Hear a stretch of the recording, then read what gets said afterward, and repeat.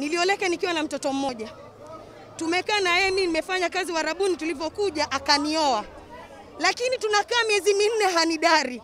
Akilala na mimi dakika 2, dakika 3. Nikimuuliza mbona ufanya hivi? Yanaambia mwanamume aliyokamilika hawezi kulala na mwanamke masaa mengi. Kama unapenda mwanamke wako, dakika kidogo inatimia. Miaka 4 sishiki mimba. Unaona? Miaka 4 sifanyi nini? Sishiki mimba. Nilipokuja kwa mganga ndo akaniambia nina vitu nimeona kuhusu bwanako, kuliko nikufiche, wacha tukupatie dawa uende ukafanya. Leo ni siku ya 3 ndio amepatikana. Ni mkazi wa Mtwapa. Kuna jamaa wawili wameshikwa, mpatikana guest, wamelala.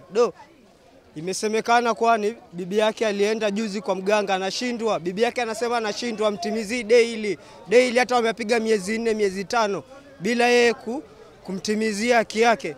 Kwa hivyo amechukua tu akaenda kwa mganga, ule mganga akamtimizia. Sasa leo amepatikana red-handed. Shoga huku kwetu hakujawezekana hata siku moja, na tumeaibika katika kwetu Mtwapa na tuhitaji ushoga. Huu ushoga umezidi kwetu Mtwapa na hatuna hoja nao.